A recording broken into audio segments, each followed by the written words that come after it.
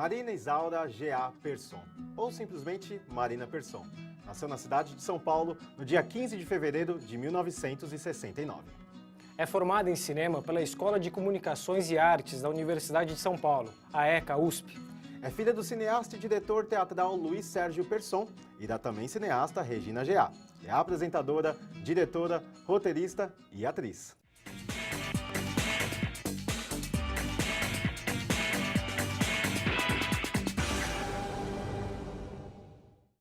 Marina, tudo bem? Tudo bem? Primeiramente, queria agradecer mais uma vez a sua presença aqui com a gente. Obrigada a vocês pelo convite. Eu já queria adiantar que eu sou da geração da MTV.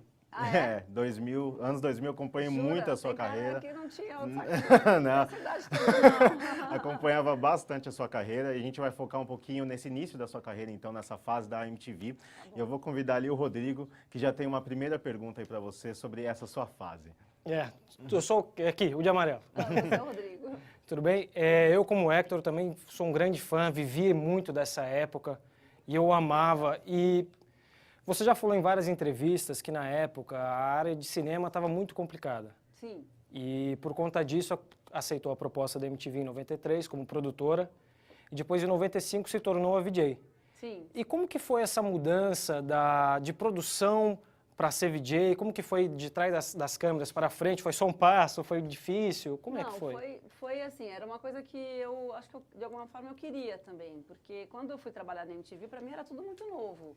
Eu não queria nem trabalhar em televisão, nem sabia fazer o que eu tinha que fazer lá, que era editar, por exemplo. Eu nunca tinha estado no meio de edição, pegado em fita. Na faculdade a gente trabalhava com película naquela época, então e na MTV a gente trabalhava com fita beta, fita D2, eram coisas que nem existem mais, mas que era o que se usava naquele momento para fazer televisão. E eu, aliás, só corrigindo uma coisa, não é que eu aceitei, assim, eu procurei aquele trabalho. Eu que fui atrás, eu que fui lá falar, preciso trabalhar. Foi então meio... funciona fazer? Eu fui pedir, às vezes funciona. Não, tem que ter essa cara de pau, gente. Aliás, para todo mundo que tiver vergonha aí, eu já falo, para todo mundo que está começando, vai lá, bate na porta mesmo, mete as caras, porque é isso que faz com que as oportunidades apareçam. E aí, quando eu trabalhava muito tempo lá, passava muito tempo do meu dia, da minha semana, da minha vida, eu passava lá na MTV fazendo o próprio Cine MTV. Então, quando a Cris ficou grávida, a Cris era apresentadora naquela época, a Cris Couto,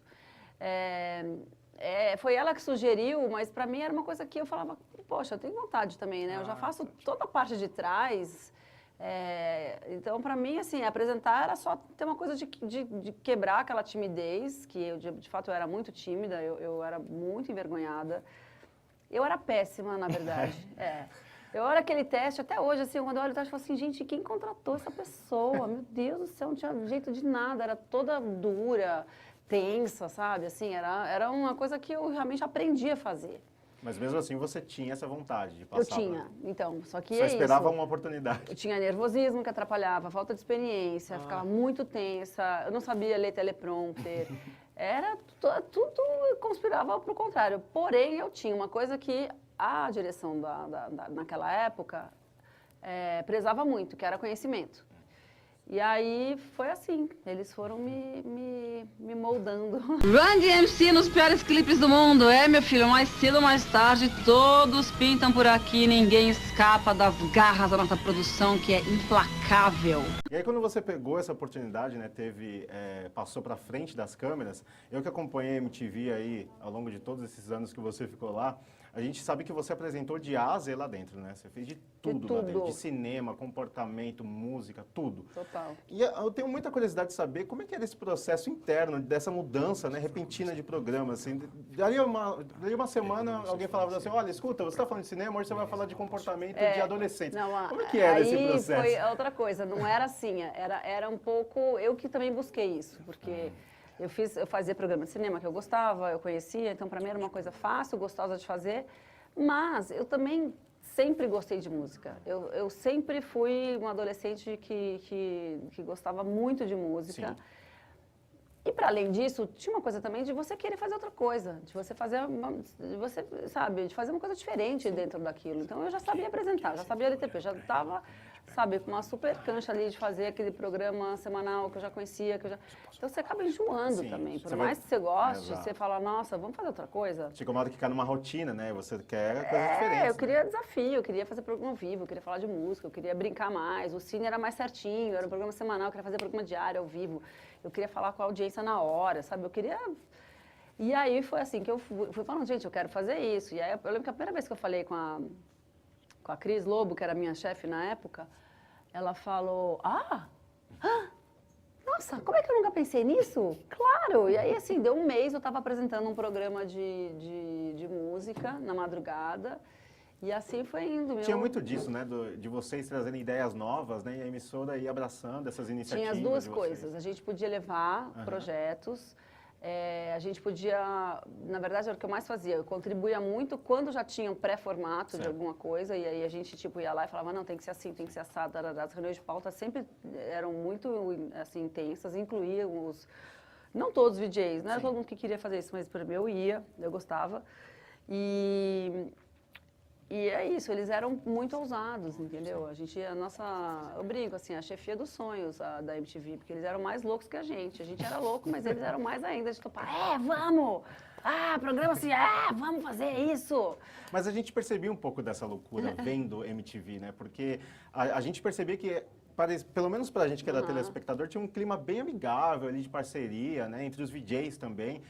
Era bem assim esse ambiente mesmo? Você tem amizade com algum VJ hoje? Vocês se falam? Criou esse laço? A Cris Couto é minha comadre, então sou amiga dela até hoje. A Sara Oliveira, muito minha amiga. Didi Wagner é muito meu amigo. Casé é meu amigo. Edgar é meu amigo. Então, Vejo João Gordo, Marcos Mion, quando a gente troca as mensagens. Fernanda Lima, quando eu vejo, é que ela mora no Rio, agora está morando sei lá onde, mas enfim, a Fernanda Lima. São pessoas, Cris Niklas, que está morando em Portugal. A gente tem um laço, né? Tem. Deixa eu voltar aqui para o Rodrigo, que ele tem uma pergunta, acho, ali para fazer para você Isso. também. Em cima, eu não sabia que eles tinham essa doideira, mas eu imaginava as pessoas que estavam lá em cima na MTV. E esse lance da produção dos programas, como que era feito o roteiro? E tinha um roteiro, porque eu assistia e eu achava mágico, porque parecia que estava sendo tudo feito na hora, parecia tudo improviso e era bom. Não era ruim. Vocês seguiam muito ou não seguiam? Ou tinha? Tinha as duas coisas. Tinha sim, os programas que eram mais roteirizados. O Cine MTV Cine, era né, totalmente roteirizado, então ele era um programa que você tinha... O MTV no ar.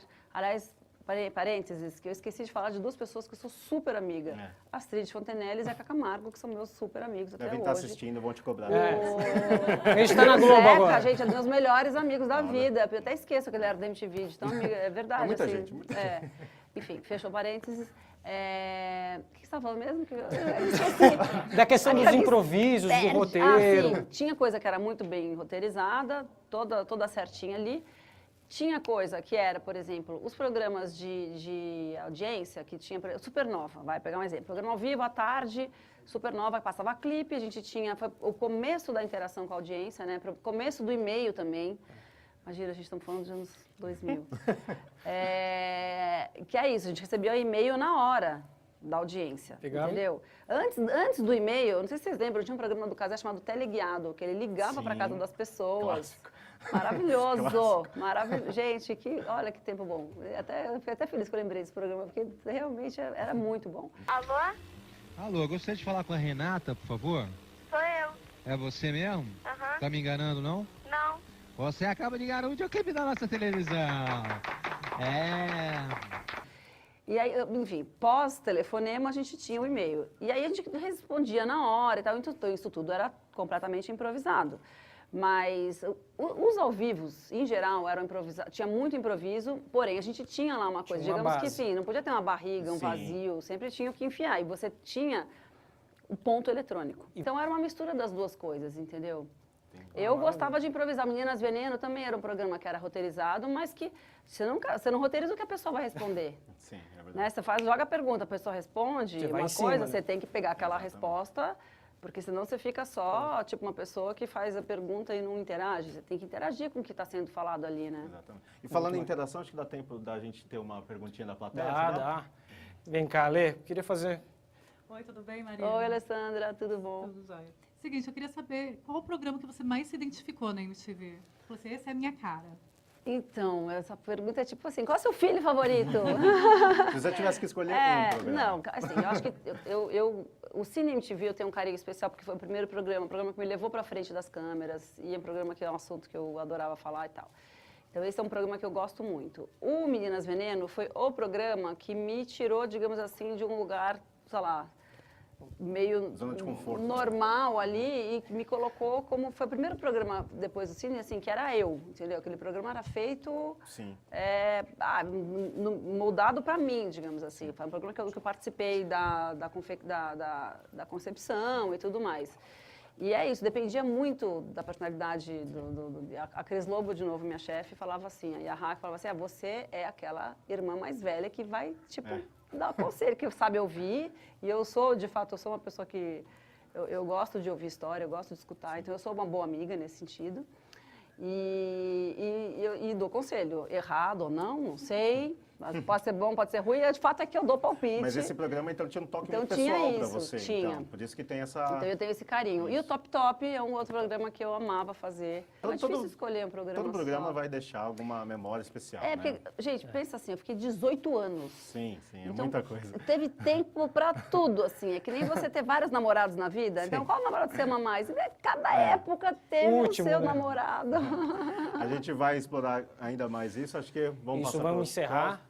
próximo bloco. Mas é só a primeira pausa, continua. Então o Senac Acontece já volta já para a gente continuar esse bate-papo descontraído com a Marina Persson. É isso aí. Os próximos, quem vai continuar esse bate-papo vai ser a Patrícia Mesquita e o Andrei Andrade. Então fica aí que a gente já volta.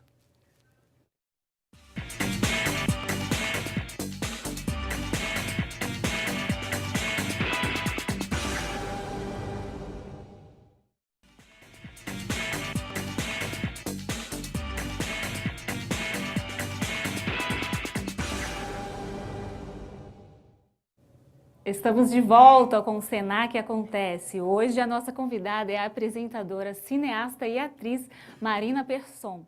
E o Andrei é quem está agora com a nossa plateia. É isso mesmo, Paty. E antes de ir para a plateia, eu vou direto para a minha pergunta para a Marina. Marina, anteriormente você prestou vestibular de Ciências Sociais e Administração Pública. Houve interesse em engrenar em alguma dessas duas matérias? Então, na verdade, o que aconteceu foi que eu prestei junto com o cinema, né, essas duas faculdades. E eu só prestei essas duas porque eu tinha muito medo de fazer só cinema. Porque sei lá, era uma decisão difícil, era uma época muito difícil para o cinema no Brasil. Mercado incerto. E que eu nem sabia, na verdade, o que ia acontecer depois. Se eu soubesse, talvez eu nem tivesse feito faculdade, porque quando eu me formei, foi a época do Plano Collor, o Collor acabou com a Embrafilme, ou seja, o cinema foi dizimado completamente. Então, eu acabei prestando Ciências Sociais na PUC e Administração na GV. FGV. Acho que era na GV, então, na Fundação Getúlio Vargas. Porque, sei lá, só para não dizer que eu não tinha prestado Vou tentar alguma outra coisa. Mas quando eu entrei em cinema, daí eu falei, não, acho que eu vou encarar essa. Seguir a carreira do pai, né? Vou tentar essa vida, entendeu? Porque era o que eu queria fazer, então, enfim. Eu sei também que você morou na Noruega. Foi. Né? Como estudante de intercâmbio. Foi, exatamente. E eu queria saber como foi a tua experiência de morar fora do Brasil e por que a Escandinávia? Por quê, né? Até hoje eu me pergunto isso, por que eu fui fazer? Não, eu tinha muita curiosidade de conhecer um país que era muito diferente do Brasil. Na verdade, era quase o oposto em praticamente tudo, né? Em clima, enfim, distribuição de renda, em democracia, enfim, era um país que as pessoas eram todas loiras, de olho azul. Para mim era assim, era o oposto do Brasil, né? E eu tive uma experiência muito louca, assim, porque era exatamente isso, assim. Imagina um país onde você praticamente não tem desigualdade social, sabe? Com certeza, totalmente o oposto, né? E é bom nessa época da vida você ter esse contato com outras culturas, né? Completamente. Para mim foi transformador, assim, sabe? Imagina, eu cresci num país, é isso, de que você tem uma defasagem gigante entre pobres e ricos, né? Muito, muito ricos e muito, muito pobres. Isso não existe na Escandinávia. Então, para mim, isso foi a primeira coisa, assim, que eu falei, nossa, caramba, isso é possível, dá para viver assim, o mundo pode ser assim, né? Então, enfim, muitas outras coisas, mas acho que essa questão da desigualdade social Foi o ponto foi o que mais me chamou a atenção, assim, na época. Com certeza. Eu tenho uma outra pergunta. Na verdade, Meninas Veneno foi um programa que você apresentou na MTV e que foi premiado pela APCA como o melhor programa do ano de 2002. Exatamente. Aqui você atribui o sucesso do programa e se ele fosse reproduzido nos dias atuais, que temas seriam prioridade se você produzisse o programa? Hoje, primeiro que eu acho que o Meninas Veneno, ele veio numa época em que a gente não falava muito de feminismo, né? O feminismo, ele sempre existiu, sempre existirá, eu acho, porque na verdade é uma necessidade nossa, mas esse nome, né, esse termo, ele existiu durante muito tempo nos anos 60, 70, mas ele desapareceu porque ele ficou estigmatizado como uma coisa de mulheres recalcadas e tal. Então, quando eu era adolescente, feminista era quase um xingamento, assim, era uma coisa que as pessoas não se assumiam feministas, apesar de continuarem batalhando por oportunidades iguais. Assim, acho que eu, por exemplo, sempre tive essa noção de que eu tinha os mesmos direitos que os meus colegas meninos e que eu queria batalhar meu espaço, apesar de ter aceitado muita coisa que hoje em dia eu não aceitaria. Coisas, situações que a gente achava que a gente não tinha eco, que a gente não poderia, que ninguém ia me levar a sério se eu falasse, aquele cara me tratou assim, ele foi machista, entendeu? Também tinha uma coisa da gente, eu tinha isso, assim, não, eu dou conta disso, pode deixar. Então, o feminismo seria o tema. Hoje eu falaria de um feminismo, desse novo feminismo, eu acho. Eu até cheguei... E todos os subtemas, né, que isso abarca. Eu até cheguei a assistir um episódio que era um programa sobre cabelos e hoje, assim... Enfim, uma não gostava do cabelo cacheado, outra queria ele liso, e você estava ali entre elas fazendo essa intermediação. Acho que tinha, por exemplo, essa coisa do cabelo. Você fala, pode é um tema fútil, pode parecer fútil aos olhos dos meninos. Mas na época era... Mas não, na verdade é o quê? A gente está falando de autoestima. A gente está falando que, olha, você é bonita do jeito que você é. Sim. Aceita seu cabelo como ele é, né? Ame-se. Eu gostaria de ame-se gordinha, ame-se magrinha, ame-se... A gente tem que aprender... Essa coisa da autoestima era uma coisa que a gente reforçava muito nos programas, assim, isso desde sempre. Eu acho que o Andrei tem uma pergunta. Tenho mais uma. Da sua lista de entrevistados, qual foi a mais marcante ou as mais marcantes, a mais desafiadora? A Madonna, eu acho, né, que marcou, foi a que eu fiquei mais nervosa. É uma entrevistadora difícil, porque ela é muito lacônica, assim, ela fala super pouco. E era uma entrevista que ela foi, assim, eu nunca vi tanta gente dando palpite, assim, sabe? Era gravadora, não sei o quê. E aí, o que você vai falar com ela? Sabe que não pode dar presente, que não pode tirar foto, e que não sei o quê. E aí começava, enfim, foi uma entrevista muito tensa nesse sentido. So I wonder, do you play instruments at all? I mean, when you're at home writing songs? Well, funnily enough, I did start playing. I played guitar when I first started writing music, and then I sort of stopped practicing. Além da Madonna, teria mais alguém que você adoraria entrevistar? Eu nunca entrevistei o David Bowie. Isso foi uma lástima na minha vida, que eu gostaria de ter entrevistado. Mas eu entrevistei muita gente do cinema que eu gosto, né? Cameron Diaz, John Cusack, Johnny Depp. Mas eu tive sorte de entrevistar muita gente que eu gosto. Agora vamos fazer mais um intervalo no Senac Acontece. Daqui a pouco a gente continua a nossa conversa super descontraída com Marina Persson. No próximo bloco, a Aline Fernanda e a Ana Raquel Ferreira vão continuar esse bate-papo com a cineasta Marina Persson. A conversa vai ser sobre os trabalhos da Marina após a saída na MTV.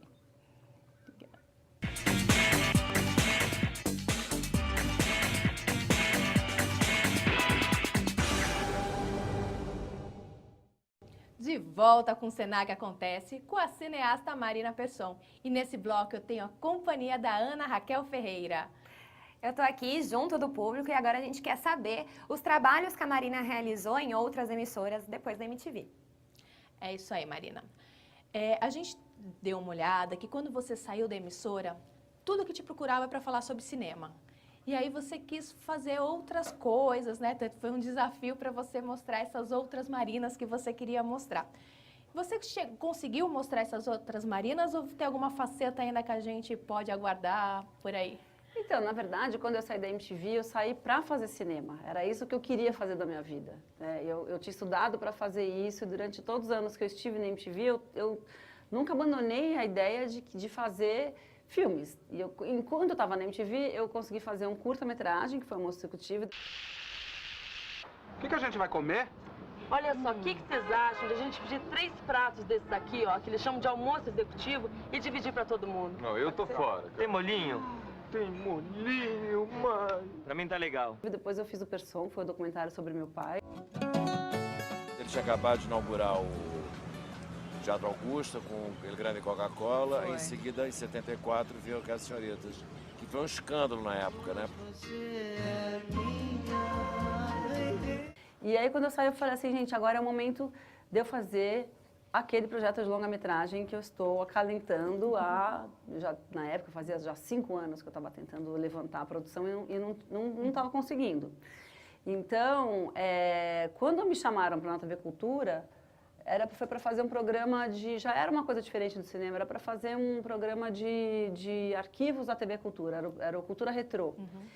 E eu falei, olha, só aceito com uma condição, assim, eu só posso trabalhar uma vez por semana, porque eu sabia que com essa carga horária de uma vez por semana só, os outros 4 dias eu ia conseguir me dedicar a levantar aquela produção do cinema. Então, foi muito com esse objetivo, assim, sabe? Minha saída da MTV teve muito essa característica, assim, de que eu vou finalmente me dedicar a essa carreira de cineasta a qual eu tanto sonhei, com a qual eu tanto sonhei e tudo mais. E aí, trabalhar na TV Cultura foi esse desafio de falar para um outro público, né? Imagina, eu passei 18 anos falando com um público jovem sobre cultura pop, sobre música, sobre cinema, sobre comportamento. E aí chega na TV Cultura, assim, assuntos sérios, né? Porque logo depois do Cultura Retrô, eu fui fazer o Metrópolis. E o Metrópolis era um programa de variedades, muito parecido com as coisas que eu já tinha feito na MTV, só que com os assuntos, assim... Então, música não era só rock, ou Outro só público também, né? música jovem, era... O convidado de estreia foi o Toquinho, por exemplo. Eu falava, gente, o Toquinho na MTV jamais poderia, aqui pode, olha que legal. Então, eu abri, na verdade, todo um leque de coisas. E eu estava também mais adulta, e o público para quem eu falava já era mais adulta, foi uma coisa assim, um pouco que combinou, assim. Te ajudou nessa transição de carreira também. Foi gostoso experimentar uma coisa nova, numa nova emissora, numa emissora diferente. Você falou que você gosta mais de TV e cinema, mas você tem canal no YouTube, você já dirigiu peça de teatro, também teve programa de rádio. Verdade. Então, queria saber como é que faz para conseguir lidar com tantas linguagens e qual que é a dificuldade dessa transição, assim? Eu acho que é porque eu gosto, assim, é engraçado, porque é uma coisa que a gente tem dificuldade. Eu sou aquariana, né? Sempre acredito de signo ou não sei se as pessoas acham uma bobagem, mas a gente enjoa muito rápido. Quem é aquariano sabe, a gente enjoa muito rápido das coisas, a gente precisa de uma variedade, a gente precisa variar, mudar e tal. Então, acho que isso me ajuda, sabe, assim, essa coisa dinâmica, assim, de uma hora tá fazendo uma coisa, outra hora tá fazendo outra, outra hora tá desempenhando um papel. Uma hora é diretora, outra hora é atriz, outra hora é apresentadora, outra hora faz canal de culinária, outra hora tá falando de música. Me mantém viva, assim, sabe? Me mantém esperta, porque daí eu consigo não me entediar com as coisas, entendeu? Acho que é o contrário do que você perguntou, sabe? Como é que eu transito? É isso que me faz... Você precisa dessa transição. É isso, acho que é por aí. Energia. Nesse assunto, a gente tem uma pergunta aqui da plateia. A Ariane quer levantar para perguntar? Oi, tudo bom? Tudo bem. Na verdade, eu queria falar como foi para você, assim, sair da TV e do cinema e produzir e também apresentar um programa em rádio. Como foi essa sensação? Ainda tem um rádio, pois é. Quando você começa... Eu acho que a MTV me abriu muitas portas, assim, né? Quando eu comecei a aparecer na MTV, quando eu comecei a apresentar os programas, eu fiquei conhecida e muita gente que me conhecia, gostava de mim, começou a me chamar para fazer coisas. Então, nesse sentido, as coisas que eu gostava de fazer, eu fui topando, né? E o rádio apareceu um pouco assim. O rádio não foi uma coisa que eu procurei. O rádio foi uma coisa que... Na época era o Regis, que trabalhava na Rádio Eldorado. Não, eu fiz rádio antes até. Eu fiz rádio na Metropolitana. Durante anos eu fiz. Tinha até esquecido desse programa. Era uma vez por semana, era um programa também jovem e tal, que a gente comentava assuntos. Era um programa divertido, era eu mais 2 meninas, a Fabi e a Marcela. E aí, depois que eu saí da Metropolitana, o Regis me procurou para fazer. Ele que veio com essa ideia de fazer, pô, você fala de trilha de cinema, como é que a gente pode formatar? Daí a gente chegou nesse formato que hoje eu faço, que é o Cine Drops. E eu adoro fazer também. E aproveitando, você citou o marinando. Pelo visto, você adora cozinhar, a gente acompanha. Até eu fiquei com vontade de comer aquele pão de hoje. Aquele que fez foi meu marido, só para dar o crédito, senão depois ele fica bravo. E como que surgiu a ideia do marinando? O marinando foi quando eu saí da MTV, que tinha essa coisa que eu falei, né? O objetivo fazer cinema. Ao mesmo tempo, eu não queria perder a coisa da televisão, né? Então eu tinha a TV Cultura, fazendo cultura retrô e tal, mas assim, rapidamente a gente sacou que o YouTube, a internet, era um canal de, assim, era aquele lema do YouTube, né? Broadcast yourself, faça o que você quiser e bote no ar, né? Então você pode fazer o que você quiser. Então nesse sentido a gente ficou procurando como é que eu posso explorar esse novo canal, esse novo jeito de fazer televisão, né? Porque eu acabo classificando o YouTube um pouco como a nova televisão, né? O papel que a televisão tinha alguns anos atrás, hoje é o YouTube que desempenha, né? Muito. Não só o YouTube, mas o streaming, né? Assim, essa coisa do on demand, né? Que é da pessoa que assistiu o que quer, a hora que quer, é a nova televisão, digamos. Então, e eu sempre tive esse lado de gostar, de falar de saúde. Até na MTV eu tive um programa, que era o Viva, que falava sobre vida, era bem-estar, modo de vida saudável. Você sempre vai nessa linha de vida saudável? Eu sempre tive isso. Receitas práticas, rápidas, gostosas? Eu sempre tive essa preocupação, sempre gostei de comer direito, assim, de comer bem. Eu gosto de comer, na verdade, e já que eu gosto de comer, eu prefiro comer uma coisa que me faça bem do que uma coisa que me faça mal. Então, era um pouco com esse pensamento, assim, né? Mostrar para as pessoas que não é um bicho de 7 cabeças, que qualquer pessoa pode cozinhar desde que tenha vontade, entendeu? Marinando, começando com mais uma receita não tão rápida, fácil muito, gostosa demais, saudabilíssima para você.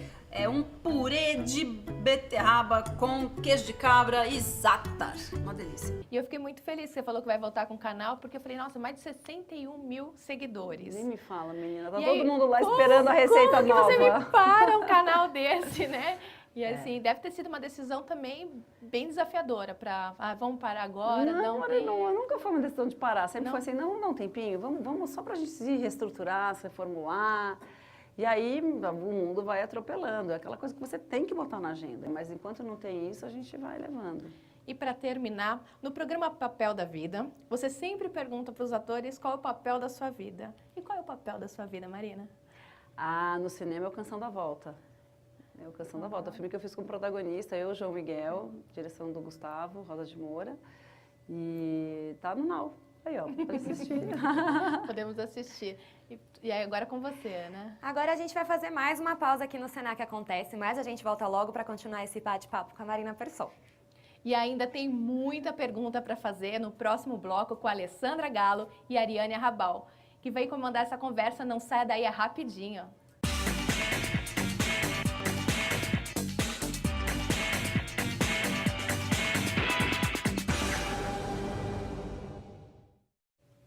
Estamos de volta com o Senac Acontece, a convidada mais que especial, Marina Persson, e a Ariane Arrabal, que é minha parceira nesse bloco. É isso mesmo, Alê. E o momento agora é da gente falar sobre o lado cineasta da Marina. E Marina, eu quero começar fazendo uma pergunta para você. Depois de tantos anos como apresentadora e trabalhando na TV, como que foi dirigir o longa-metragem Califórnia? Nossa, isso foi uma realização de um sonho para mim, porque eu tinha feito o projeto, o primeiro roteiro desse filme era de, sei lá, 2003, 2004, quando eu comecei a fazer. Eu só consegui filmar em 2014, então você vê quantos anos eu demorei para conseguir levantar a produção do filme, dinheiro e tudo mais. Recebi muitos nãos, assim, de editais, de fomento, de financiamento, até que finalmente eu consegui. E então para mim teve um pouco esse sabor assim de coisa realizada, assim. Foi uma coisa que eu era um projeto que eu tinha acalentado durante muitos anos. Então quando eu consegui finalmente filmar foi Tudo bem por aí? Como vão os ares californianos? E achei o máximo a matéria que você escreveu sobre o Bowie. Será que a gente vai conseguir ir num show dele quando eu for aí te encontrar? E na demorou quase 10 anos para começar a ser filmado, né? Mas quais foram as dificuldades assim, encontradas no caminho? Tipo, foi verba, foi... Olha, foi tudo, na verdade. Primeiro que eu estava trabalhando na MTV, então, assim, óbvio, a dedicação que eu tinha para o projeto não era a mesma de uma pessoa que está se dedicando só a isso, né? Segundo aquilo que eu estava falando, eu sou aquariana, dispersa, às vezes, é difícil conseguir. Então, durante muito tempo, eu fiquei me enganando, achando que, enquanto eu estava na MTV, que eu ia conseguir o tempo e a cabeça mesmo para me envolver com aquilo de um jeito que eu pegasse na unha e fizesse. E foi muito louco, assim, porque eu ganhei um primeiro dinheiro, não foi tão fácil, mas lá pelo meio do caminho, digamos assim, e eu não consegui ganhar um segundo dinheiro. E aí eu corri o risco de ter que devolver aquele dinheiro, porque assim, é isso que funciona no Brasil, assim, se você ganha o primeiro dinheiro e não faz, você é obrigado a devolver. E aí eu estava correndo esse risco quando eu refiz todo o projeto para caber naquele orçamento. Então, na verdade, eu filmei uma coisa muito menor do que meu projeto original, entendeu? E que, no fundo, foi bom, ajudou o filme. Hoje eu penso, eu falo, nossa, foi a melhor coisa que podia ter acontecido, sabe? Mas todo mundo me pergunta também se tem a ver com o fato de eu ser mulher, se eu acho que tem a ver com o fato de eu ser mulher, o fato de eu ter demorado tanto para conseguir o financiamento para o filme. Eu, na época, não tinha essa noção, eu não tive esse pensamento.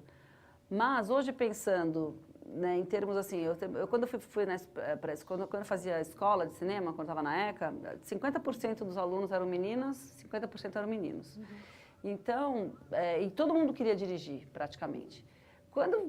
Quando eu cheguei no mercado de trabalho, quando essa turma chegou no mercado de trabalho, você tinha muito mais meninos dirigindo, homens, do que meninas. Tanto que o mercado de trabalho hoje, cinema no Brasil, 17% dos filmes lançados por ano são dirigidos por mulheres. Isso é um número recente, na verdade. Eu não sei, os números desse ano eu não sei ainda.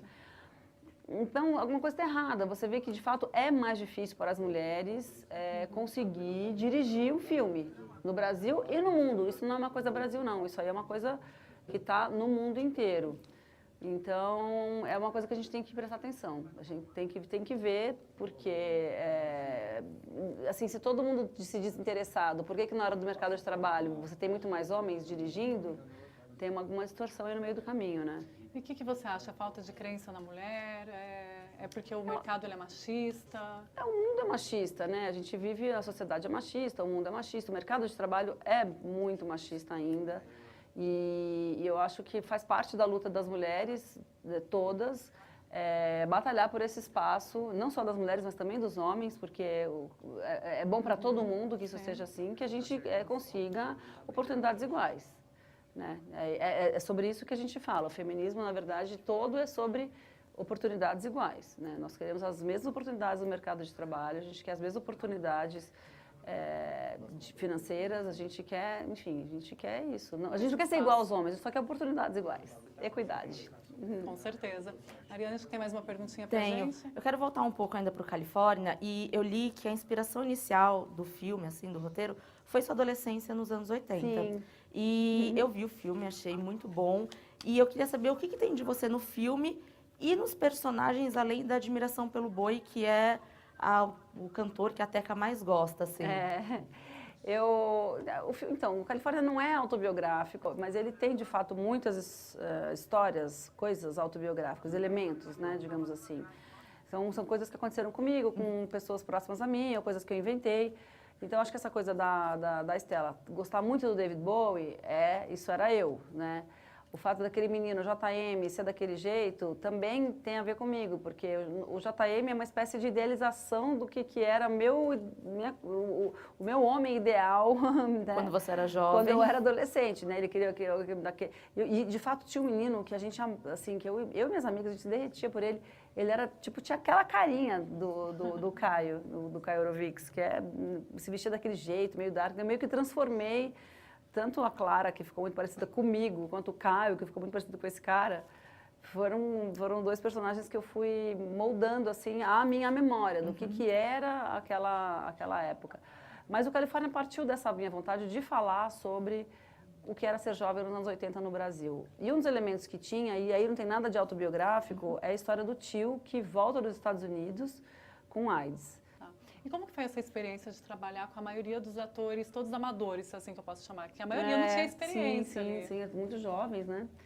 Foi muito legal, na verdade, porque para mim também era o meu primeiro filme de ficção. Eu também estava fazendo uma coisa totalmente diferente, nova, sabe? Era a minha primeira vez. Então a gente descobriu junto, sabe? A gente foi descobrindo junto aqueles caminhos ali. Tanto, sobretudo, o primeiro núcleo, que era a Clara e as meninas, e depois a Clara e com o Caio, a gente foi trabalhando tudo, sabe, em paralelo, assim. Isso foi uma experiência muito gostosa. Ah, que bacana. Então cresceram juntos, construíram juntos. Um pouco isso, assim, sabe? A gente tem essa sensação de que a gente veio de mão dada. Ah, que bacana. E, Ariane, eu acho que a gente tem pergunta na plateia, né? Temos sim. Temos a Ana aqui, que vai fazer uma pergunta agora. Oi, Marina. Oi. Então, eu queria perguntar o seguinte. Nesse caso que você comentou do tio da Teca, que tem AIDS, a gente vê a questão da doença pelo viés da menina, né? Não do doente. No Canção da Volta acontece um pouco a mesma coisa, porque a gente olha muito pelo viés da família a questão da tentativa de suicídio da Júlia. Então, eu queria saber por que essa escolha nesses trabalhos, que são 2 trabalhos muito marcantes seus, de fazer do viés não da pessoa que é afetada pela doença, mas sim pelas pessoas próximas. Quando você faz uma técnica que se usa em roteiros, assim, você escolher um ponto de vista, né? Então, o ponto de vista do Califórnia sempre foi o da menina, sempre foi o da Estela, da Teca. Eu queria mostrar o que acontecia na vida de uma menina quando ela menstrua pela primeira vez até a primeira relação sexual. Então, que é quando a menina deixa de ser uma criança para ser uma adolescente e deixa de ser uma adolescente para finalmente virar uma mulher, né? Então, esse é o ponto de vista dela e sempre foi. E a questão de não abordar pelo ponto de vista do tio, assim, você pode ver que não tem nenhuma cena que não é... Nenhuma cena existe sem a Teca. É sempre ela que está assistindo, é sempre ela que está vendo, é sempre o olhar dela que diz as coisas. Tanto que quando ela descobre que o tio está doente, é porque ela ouve uma conversa dos pais no quarto, né? Então, isso é um dispositivo que eu assumi no filme e que facilita muito o roteiro, né? Nem todo roteiro é assim, tem roteiros que tem vários pontos de vista, né? Você corta daqui, aí você vai lá para a plateia está acontecendo uma coisa que eu não estou vendo, e aí mesma coisa, aqui está acontecendo uma coisa comigo que ninguém na plateia está vendo. Isso é uma coisa que acontece, que também pode ser uma escolha. No Canção da Volta, o ponto de vista é o do João Miguel, né? Então, do Edu. Então, pelo mesmo motivo, entendeu? Se você não troca o dispositivo... São filmes que assumem o ponto de vista de um único personagem. Então, nada acontece sem que eles vejam. Ah, muito bacana, né? E eu também vou chamar a Ariane, porque ela quer te fazer uma pergunta, assim, porque ela também adora música. Que legal. E ela quer eu vi saber também que, assim, a trilha do filme, para mim, simplesmente foi, acho que, um dos pontos altos, né? Assim, que eu sou muito ligada à música. E foi basicamente as músicas que você viveu na adolescência. Sim. Pode-se dizer que essa foi a parte mais tranquila do filme ou muito pelo contrário? Você sofreu muito para ter que eliminar algumas das músicas que você gosta? Eu sofri tudo. Não, claro, eu acho que as duas coisas. Foi a coisa que eu mais gostei de fazer, eu acho, de poder ter aquelas músicas no filme. Mas não, acho que trabalhar com os atores acho que foi a coisa mais legal. Mas assim, eu fiquei muito feliz quando eu vi que eu podia ter aquelas músicas, quando eu vi que não era um sonho impossível, que eu poderia ter música internacional no meu filme, que podia ter aquelas músicas, quando a gente começou a conseguir as liberações, foi tipo, ai, vai ser incrível, isso é tudo que eu queria. Porém, para conseguir algumas músicas, foi tipo, a coisa mais difícil, que mais me deu dor de cabeça, que mais me deu desespero, que mais me deu insônia, que mais me deu preocupação. Porque quando você vai liberar uma música internacional, não basta você ter dinheiro para pagar, que já é muito caro, mas você tem que ter autorização daqueles artistas. Então, todos os artistas que autorizaram as músicas no filme tiveram contato ou com o roteiro, ou com a sinopse, ou com o trailer, alguma coisa do filme eles viram para aprovar. E as mais difíceis foram as mais importantes, que eram a do David Bowie e as duas do The Cure foram as mais difíceis, mais suadas. Bem, Marina, nosso papo está muito bom, mas nós vamos ter que fazer um intervalo rapidinho, mas vamos voltar com mais Marina, não é mesmo, Alê? É, isso mesmo. E a gente vai voltar com a Ana Raquel Ferreira e o Luiz Vilela, que vão continuar esse papo super gostoso com a cineasta Marina Persson, e a gente vai continuar falando sobre cinema. Então acompanha a gente aí.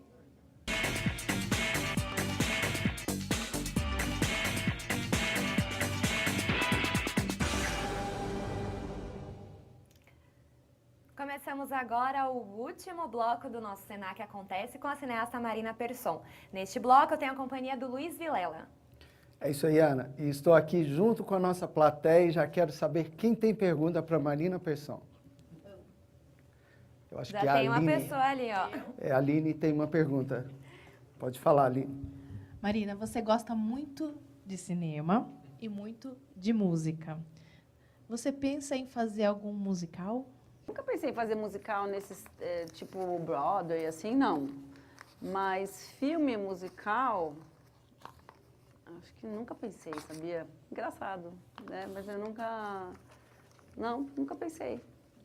Mas assim, sempre vou fazer filmes com música, isso com certeza. Tipo Califórnia, sabe? Tipo, muita música, isso sim. Pode não ser cantado o tempo todo, mas a música vai estar lá. Com certeza. Uma coisa que eu tenho dúvida que eu gostaria de te perguntar é que, assim, nesses seus trabalhos, a sua família aparece bastante, né? Você fez um documentário sobre o seu pai. Eu estava comentando agora há pouco, antes da gente entrar no ar, que a sua irmã está presente no Califórnia, que você também dirigiu ela no teatro. Sim. Né? E você ela atuou e meu cunhado. Então, E meu cunhado também faz o Califórnia. Ah, olha, essa eu já não sabia. Ele é o Maneco. Entendi. E no Canção da Volta você atua no filme do seu marido, Sim. né? Então, queria entender, assim, como que é trabalhar com família, se você prefere trabalhar com família, é uma preferência sua? É porque como eu tenho uma família de atores e diretores e tal, é natural que você inclua, né, essas pessoas que estão próximas a você nos projetos, né? E tem uma coisa também que além da minha família, meus amigos também estão, né?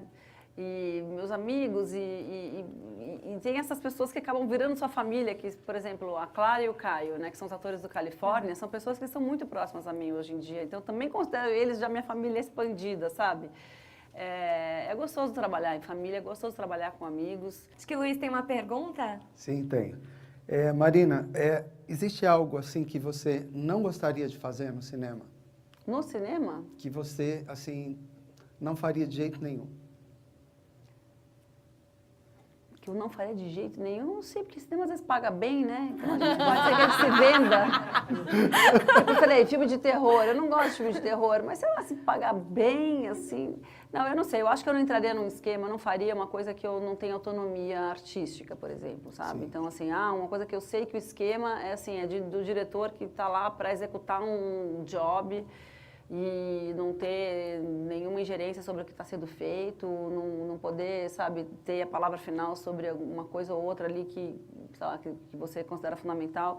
Não faria coisas que são contra meus princípios, entendeu? Que venda uma ideia que vai contra meus princípios, isso jamais faria também. Exatamente. Então, acho que é um pouco isso, assim, coisas que vão contra... Um que vai contra meus princípios, a outra coisas que eu vou falar, para que eu vou fazer isso, entendeu? Eu não acredito nisso, para que eu vou falar, sabe? Você também já falou em entrevistas que você não gosta muito de falar da vida pessoal, mas vendo os seus trabalhos, eles são muito pessoais, né? E eu acho que eles mostram muito de você, assim, você diria que a arte é o seu jeito de falar sobre você? Assim? Eu acho, uma boa pergunta essa, porque eu eu não gosto de ficar falando da minha vida pessoal no sentido, assim, da fofoca, sabe? Do que tá fazendo... Quem está namorando, quer dizer, agora eu estou casada há 10 anos, então não tem nem sentido isso, mas teve uma época que era um pouco isso, quem está namorando, acho isso muito, não me sinto bem, né, não estou nem criticando quem faz, só porque eu não gosto, não me sinto bem. Porém, eu acho que assim, o Persson, né, você falou do trabalho, o Persson é um filme muito pessoal, o filme eu falo de um episódio trágico na minha vida, que foi perder meu pai quando eu tinha 7 anos de idade, então eu não tenho problemas em falar de mim, desde que eu saiba que aquilo está sendo falado de um jeito respeitoso, de um jeito que faz algum sentido para quem está vendo, que não caia, digamos, uma coisa assim vulgarizada, sabe? Que não caia numa vala comum do assunto que vai ser da próxima roda de conversa, ou sabe assim? Então, para mim a diferença é um pouco essa, assim, a maneira como se fala da coisa. A coisa em si... vai de cada um. Eu não sou uma pessoa que, não quero que ninguém saiba nada da minha vida. Não é isso. A minha preocupação não é essa, mas é como que aquela conversa, como que aquele assunto é tratado digamos assim, na boca de outras pessoas ou na mente de outras pessoas. Eu acho que a gente tem mais uma pergunta da plateia. Sim, tem uma pergunta do Andrei. Pode fazer a sua pergunta. Olá, Marina, tudo bem? Tudo bem. Você é cineasta e também atriz. Gostaria de saber como essas duas funções influenciam no seu trabalho? Então, acho que é muito bom a experiência do ator de atuar para quem dirige, porque você começa a ter uma outra noção de como você lidar com os atores, né? E depois de ter trabalhado, ter feito esse filme como atriz, assim, com um papel maior, que foi o Cansado da Volta, que não foi só uma participação e tal, eu já tinha feito. Mas foi a primeira vez assim que eu tive uma responsabilidade e um papel denso, com profundidade, né? com arco, com... eu acho que eu vou lidar diferente na próxima vez que eu for dirigir alguém, eu vou ter uma camada a mais que eu não tinha, né? E eu acho também que o diretor, seria interessante passar por todas as funções do cinema. Eu, quando estava na faculdade, eu fiz som, fiz fotografia, fiz continuidade, eu fiz até produção, eu fiz assistência de fotografia bastante, que também é uma função difícil e super delicada. E ter feito tudo isso me ajudou muito na noção geral na hora de tocar um set, sabe? Porque você aí é aquela figura máxima, né? Aquela liderança, você é a pessoa que tudo que você fala, as pessoas ouvem, atendem, tudo que você pensa acontece. Então, é interessante que você tenha noção da função de cada um deles para você ter também respeito por aquelas pessoas e por aquela equipe, por aquelas funções todas, entendeu?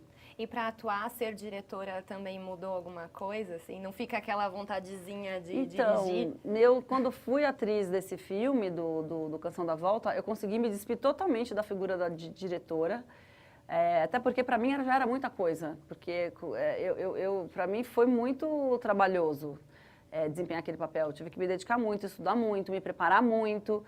Então, na hora que eu estava lá atuando, já era, sabe, eu falava assim, eu não consigo nem pensar onde vai botar a câmera, o que tem que fazer, sabe, assim, para mim foi engraçado, porque foi muito perto uma coisa da outra. Eu terminei o Califórnia, me deu um mês, eu já estava me preparando para o Canção da Volta, eu não tive, assim... E aí eu tirei a roupa da diretora e vestia de atriz, assim.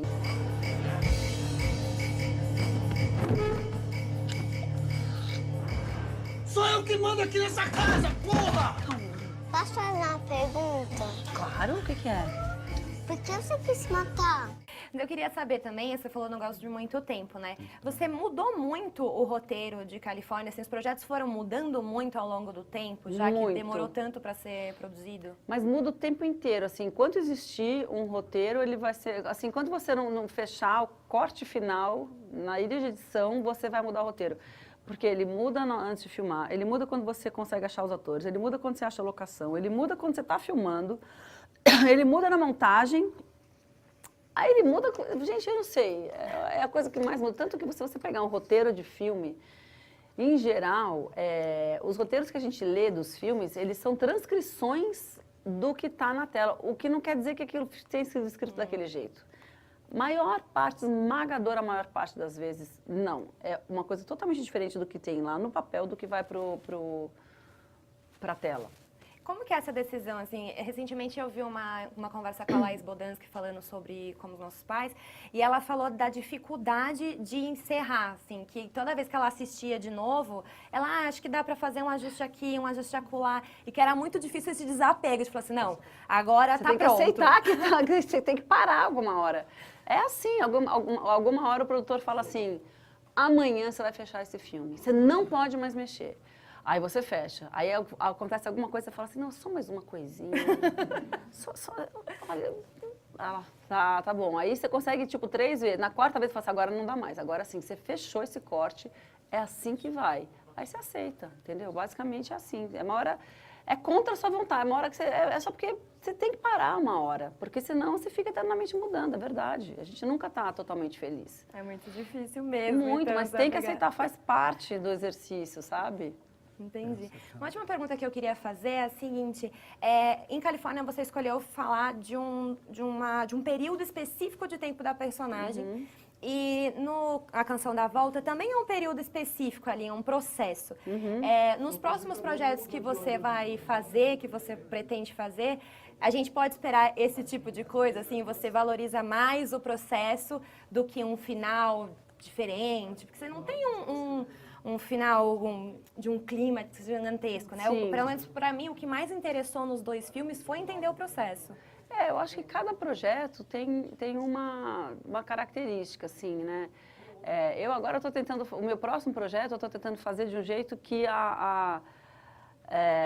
um filme contemporâneo, por exemplo, já é uma grande mudança. Mas ainda estou apegada nessa coisa que eu estava falando do ponto de vista. Então, assim, eu tenho 2 projetos que o ponto de vista é de um personagem. Eu não consegui pensar diferente ainda. Sabe, multiplot que a gente fala, né? Que é assim, tem uma coisa acontecendo aqui, daí tem outra acontecendo ali. Não tem ninguém que é onipresente no filme. Mas acho que talvez tenha uma hora que eu chegue nisso, entendeu? Mas acho que o meu jeito de pensar, por enquanto, está muito ligado nesse dispositivo, que é o do ponto de vista de um único personagem. E nós acabamos de conhecer um pouco mais sobre a apresentadora, diretora, atriz e super cineasta Marina Persson. Muito obrigado pela sua presença aqui no Senac Acontece, Marina. Obrigada a vocês, obrigada para todo mundo. E assim, boa sorte para vocês todos que estão aí nessa busca por essa profissão. A gente agradece. Precisamos de boas pessoas no audiovisual, na televisão, no cinema. Então, boa sorte para vocês. A gente quer agradecer também a parceria, né, dos alunos do curso de operador de câmera, do curso de direção de imagens, que trabalharam com a gente nessa produção, dos produtores também, nós da apresentação de programas de TV, e a gente espera te encontrar em breve aí pelas emissoras, pelos trabalhos. Tomara, encontraremos, com certeza. É isso, gente. Tchau. Até logo.